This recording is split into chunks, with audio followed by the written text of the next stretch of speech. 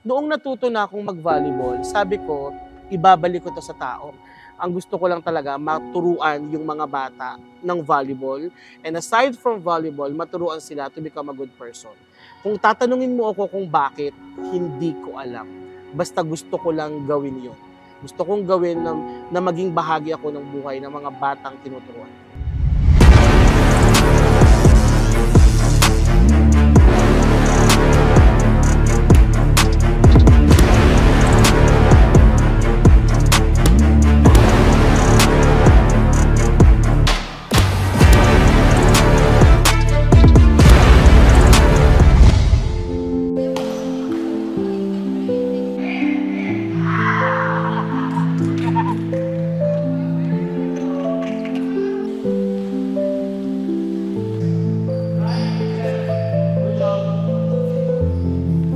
So for today, we have a very, very special person in our life, which is naging inspiration ng bawat kabataan ngayon. Alam nyo na kung sino yung tinutukoy ko, guys. So hindi ko na patatagalin. This is your matabang setter. Hello po. Hello, Coach. Hi. Totoo ba na ito yung first time mo, Coach, First dito time. sa Bulacan? Nagpunta ako ng Bulacan to pasyal. Pero mag-training ngayon pa lang. Ngayon pa lang. Oo, isang taon na yan. Maraming nag-invite sa akin ng mga bata. Kaso mga bata, hindi sila nakakapag-organize. Lagi lang namin kayo nakikita sa TikTok na nagtuturo ng volleyball, may mga bata kayong ini-inspire. Pero gusto namin makilala, sino ba talaga si Matabang Setter? Si Matabang Setter, siya yung tao na alam na niya kung ano ang gusto niya sa buhay niya. I work as a teacher sa Mendez Nunez National High School, Teacher 1. At sinabi ko sa sarili ko na okay na sa akin kahit mag-retired ako ng Teacher 1. Kasi gusto ko, na-enjoy ko yung personal life ko, which is pagba-volleyball, pagiging si Matabang Setter, at na-enjoy ko din yung pagiging Sir Ryan ko. Maigsi lang yung buhay. So I would like to enjoy life habang ini-enjoy ko yung personal life ko, na-enjoy ko yung professional life. Ako yung tao na sobrang laki ng puso sa mga batang gustong matutong mag-volleyball. Wala akong pakialam kung saang lugar yan. Wala akong pakialam kahit gaano kalayo. Wala akong pakialam kahit gaano nakakapagod sa katawan. Ang gusto ko lang talaga, maturuan yung mga bata ng volleyball. And aside from volleyball, maturuan sila to become a good person. Kung tatanungin mo ako kung bakit, hindi ko alam. Basta gusto ko lang gawin yun. Gusto kong gawin na maging bahagi ako ng buhay ng mga batang tinuturuan. And close. 1, 2, 3. Open. Close. Stretch muna. Hanggang mamaya, tatakbo. Hanggang mamaya, jump. Everybody inhale. Exhale. Okay, inhale ay sa nose. Exhale. Ha!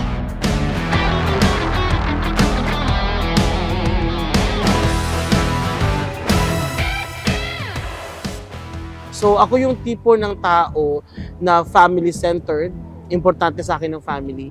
Yun yung pinanghahawakan ko sa buhay ko. Malalim akong tao. Mukha lang akong jolly, mukha lang akong luka-luka minsan, pero malalim akong tao. Ako din yung tipo ng tao na I value life, I value time, kasi nga you're not going to stay in the world forever. Do whatever you would like to do today, not tomorrow, today, kasi hindi mo alam kung may tomorrow ka pa. Warm-up is really important. Pagkatapos nating mag-training, meron tayong tinatawag na cool down. Bakit po kailangan mag-cool down? Kasi kailangan mong ibaba at ibalik sa normal ang temperatura ng katawan. 5, 6, 7, go. Tiad. Then side. Side. Tuwad. Up and step. Go. Next. Ready. Inhale. Exhale.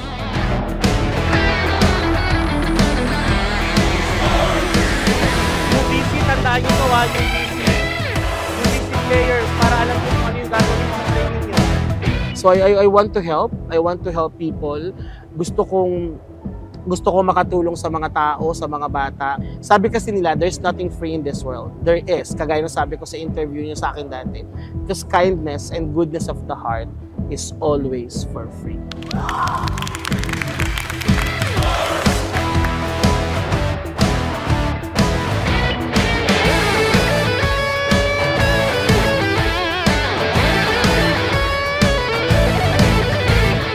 Dadaan lang ang volleyball sa buhay mo. Sooner or later, haharapin mo yung totoo mong buhay sa labas ng court. At yung mga bagay na natutunan mo sa loob ng court ay maaaring mawala. Kagaya ng sabi ko lagi, skills fade in time. Tatanda ka, malalaos ka, mawawala ka na sa volleyball court, mauubos lahat yan.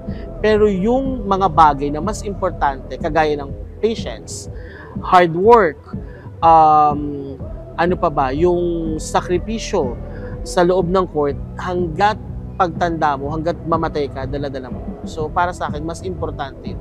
Kumbaga, aside from learning the skills, mas mag-focus ka sa attitude, na sa formation ng attitude mo, kasi yun yung magstay forever. Huwag kang masyadong masilaw sa kinang ng mga panandalian lamang na kasikatan. Kasi it will never stay.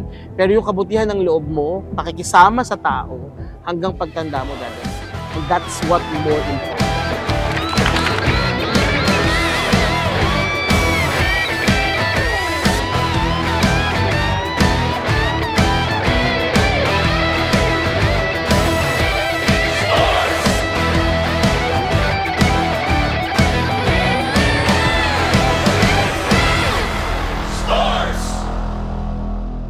Hindi ko kayo matuturuan kung ipipilit nyo kung ano ang gusto nyo.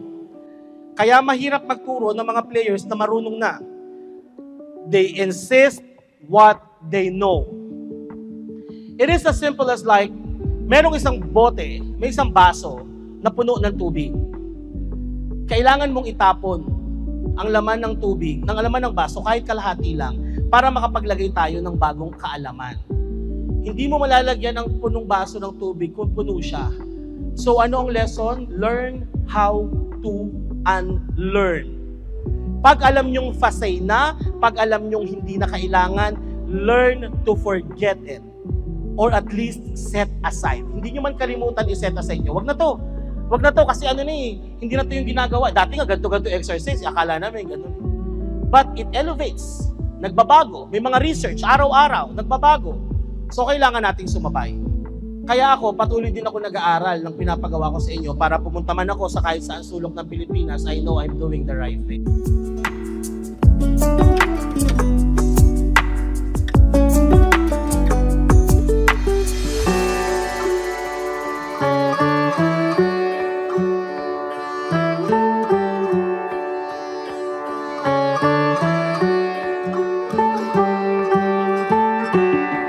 Kung merong pagkakataon, coach, let's say, alam mo si Aladdin, di ba? Alam mo yung kapag kinaskas niya yung may wishes. If that happens to you, coach, may 3 kahilingan. Ano yung kahilingan? First, ibalik sana yung kabataan ko. Ibalik yung kabataan ko, hindi yung itsura, yung lakas ng katawan, yung normal na takbo ng mga organs, para mas magawa ko pa ng mas mahaba yung gusto kong gawin. That's number 1. Pangalawa, sana maging mayaman ako. Para kada punta ko ng lugar, maibigay ko yung pangangailangan ng mga bata na hindi na kinakailangang makiusap sa akin, na hindi na kinakailangang magbigay ng papel for solicitation. Third, ingatan yung family ko. Na kahit I work so hard, lumalayo ako sa family ko, I want them to take care of my family. Yun lang, family. Laging family. Kasi at the end of the day, it's your family. The world may turn their backs on you, but your family will stay forever. Ingatan yung family ko kasi pag ang family ko is not well, I'm not well too. The world will turn their backs on you, but the moment that the world did that to you, pamilya mo pa rin ang kauna-unahang yayakap sa'yo. That's why. Very inspirational. Nayak ako. Side. Right. Lower. 3, 2, up. Baba. Good job. Press. Up. Go. Baba. Good job. Go. Ready. Go. Baba. Good job. Very good. Faster. Go. Faster. Bilis. Faster. Good job, ate. Mabilis ang katawan. Go. Coach Rai, what is your deepest regret sa buong buhay niyo? Yung regret ko sa buhay ko, sana hininay-hinay ko ang volleyball nung kalakasan ko. Inabuso ko ang katawan ko. O one day league dito, one day league dyan, dayo dito, dayo doon. Nasira balikat ko, nasira tuhod ko. Kung hininay-hinay ko sana, kung nakinig sana ako sa magulang ko na hindi, wag mong araw-arawin ng volleyball, sana ngayon malakas pa ako maglaro. Sana ngayon hindi ako na-injury. Sana siguro ngayon hindi ako sumasakit ang mga balikat, sumasakit ang likod. Ang regret ko, sana hindi ko ginugol yung buong buhay ko sa volleyball lang. Sana naghinay-hinay ako. Para meron pa sana akong pangbuga ngayon na medyo matanda na ako. Yun. Thank you. Salamat po. It's a volleyball keychain. It's a crochet. Pinaghirapan niya at hindi siya natulog ng ilang araw para matapos yan. Ang galing. Ikaw talagang gumawa. So, well appreciated. Para maalala mo siya. Please do follow my TikTok account, Matabang Setter, Facebook account, Matabang Setter, IG account, Matabang Setter. So follow lang guys. Marami akong videos dyan, marami akong mga motivational messages dyan, marami kayong matututunan dyan. Love. Hey. Follow nyo rin po kami sa aming Facebook page which is yung United Volleyball Club of Santa Maria.